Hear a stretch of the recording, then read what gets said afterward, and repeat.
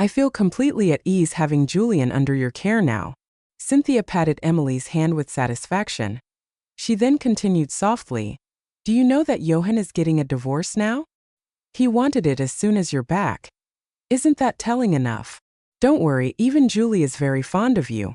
You won't be mistreated in our family, and Yohan will help to turn things around for the Walkers. Despite knowing that I was at home, Cynthia did not inform me when she came over. I was tactful enough to not go out and interrupt their catch-up.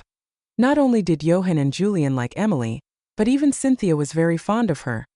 Emily came from a prestigious family, and her background was a good match for the Palmers. When Yohan happened to fall for her at first sight, Cynthia was beyond overjoyed. She immediately started thinking of the arrangement for a wedding between the two families. Unfortunately, Emily did not like him. She turned him down without hesitation and went abroad to further her music studies. Although Cynthia found it regretful, she grew even fonder of Emily. She saw Emily as an ambitious woman with her own goals. Meanwhile, I came from a humble background. I was vain and driven by the desire for wealth and status, and I would stop at nothing just to marry Yohan. That I could tell that Cynthia held disdain and even disgust toward me, but her good manners kept her from showing it too openly. Sometimes I would wonder if everything would work out the best for everyone if Emily was the one who married Yohan from the start. My phone vibrated, and I opened it to have a look. The message notification indicated that the accident insurance payout had come through. I thought I would gradually forget about what happened during the car accident out of fear. But it all felt like it happened just yesterday when I closed my eyes. It was raining heavily on that day. Yohan and I were on the highway. Someone called him, and I could hear the voice on the other end clearly. A group of debt collectors are heading to the Walker residence to cause trouble. They're going after Ms. Walker now. Yohan turned and glanced at me. I knew he wasn't asking for my permission. He was informing me that he would be heading to the Walker residence to look for Emily. We were currently heading in the opposite direction of the Walker residence. I softly said, just drop me at the service area up ahead. I'll take a taxi back on my own. Even though I quickly opened my umbrella, I was still soaked through as soon as I got out of the car. The black Bentley sped past, splashing water all over me. It seemed ironic that our expired relationship was met with a rainy day. The old taxi I happened to be in started to skid on the highway. The moment the car lost control, a chill ran through me and I quickly buckled my seatbelt. My heart was racing, and my mind went blank. With a loud crash, my head slammed into the car window from the violent impact. Time seemed to slow down at this moment. I couldn't help but recall past moments of my life, but all I could think of were memories tied to Yohan. When I was 10, my parents took out a loan to purchase a villa in the most exclusive neighborhood in Jindale. And that was when I met Yohan. My parents told me that he was the heir to the Palmers in Jindale. They warned me to be extra careful and make sure to get on his good side. Yohan was very good looking, and I was happy to spend time with him. I ended up trailing behind him for 7 years. When I was 17, I seemed to fall for him, but he despised me. During the year when my feelings for him were at their peak, I was called a bootlicker by his circle of friends, and the people around me started calling me Miss Clown. When I was 18, Yohan fell for Emily. I watched from the sidelines as he doted on her, and then watched him fall into a slump after she turned him down. When I was 21, he pinned me against the bed and kissed me while he was drunk, yet the name he kept calling for was Emily's. I was supposed to push him away and slap him, but I hesitated. Dad's company was struggling with cash flow and needed a large sum of money. Plus, getting together with Yohan had been a dream for me and my parents for the past decade. I quietly endured everything. Yohan had called for Emily for as long as he was messing with me. Yohan's grandfather soon found out about our affair. As the Palmers had always been a traditional family, he insisted for Yohan to marry me. In the end, I got what I wanted and became his wife. When I was 22, I got pregnant. The pregnancy was incredibly tough on me. I had severe morning sickness and my labor had complications. My memories were tinged with pain. I found myself lying in the hospital ward when I opened my eyes again. My whole body ached and my head was pounding. When I was 27, I was lying on the hospital bed when my son called Emily mommy right in front of me, and my husband did not deny it. I pretended not to care, but the countless instances hurt me. The people I couldn't bear losing were hoping for me to leave quickly. I chose to stay silent. Perhaps happiness was never meant for me. I was tempted to ask Yohan and Julian if they would speak harshly to the people they loved.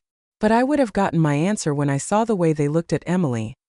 Yohan fell for Emily at first sight, and Julian also took a liking to her as soon as they met.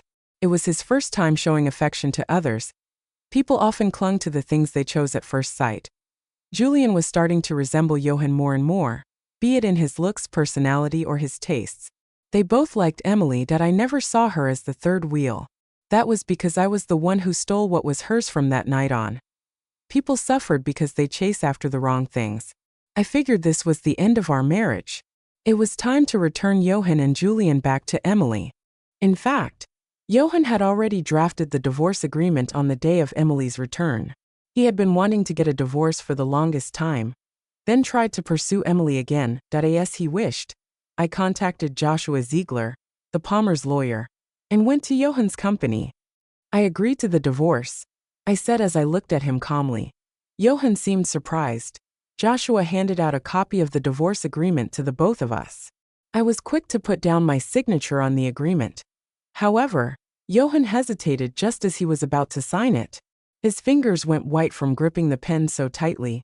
Joshua slowly said, "You can take some time to think it over before signing it, Mr. Palmer." I understand how Yohan felt. It was possible to get attached to a pet dog. What more to me when I have been trailing after him for the past 16 years? "Julian will stay with me," he said as he looked at me tentatively. I nodded. I no longer wanted anything to do with the both of them. Meanwhile, Yohan looked at me intensely, as if trying to find any traces of sadness, hurt, or reluctance. However, he found none on me. He tightened his grip on the pen, signing his name forcefully with obvious anger. Meanwhile, I was only focused on the asset settlement agreement. I then left Yohan's office feeling satisfied. Joshua tensed up in the quiet and empty office.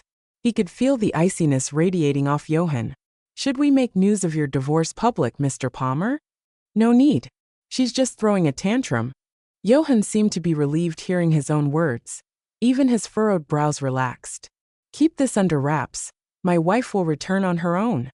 He figured that it was because I lost my memories that I had forgotten about him and Julian. Surely I would remember them soon since I loved them both so much. The doctor had said that the memory loss was only temporary. He was sure that I would come back crying once I remembered everything, begging for him to take me back. Yohan deemed the divorce as a punishment for the way I had forgotten all about them so easily. He would forgive and remarry me once I came back crying and apologizing to him. His frustration faded immediately as he picked up the coffee on the desk and took a sip. Joshua was sweating profusely. He took out a tissue to wipe the beads of sweat off his forehead. He wasn't so sure that I was only throwing a tantrum when I had even signed the divorce agreement and split our assets. I thought I'd feel sad as I was about to leave the house. It was where I had stayed for the past 6 years after all. But instead, I felt a surprising sense of relief, as if a weight had been lifted off my shoulders, that I was not someone's wife and mother anymore. I no longer needed to please anyone or worry about people not liking me. While Yohan and Julian were both out, I called 3 trucks and spent a small fortune hiring 3 moving companies. I had all my luxury goods packed, bags, clothes, jewelry, skincare products, and took them with me. I also grabbed my baking supplies, an entire cabinet of carefully chosen designer cutleries, several pieces of furniture I was used to, and all the decorations I had bought. I even packed away the expensive gifts I bought for Yohan and Julian. They have never liked the gifts, and they'd been stored away in the back of the closet. They wouldn't even realize the gifts were gone. If that was the case, they were better off being sold secondhand, so they can still serve their final purpose. After all, we were divorced. They might feel off-putting if they were to see these things again. There was a lot to pack, but luckily I hired 3 moving companies with enough manpower. Everything was packed and loaded in less than 2 hours. The house felt empty all of a sudden. Yohan would probably find the house much cleaner and tidier when he came back later. He never liked having too many things around, and now they were all gone. I thoughtfully left plenty of space for his future wife, who would be moving in soon.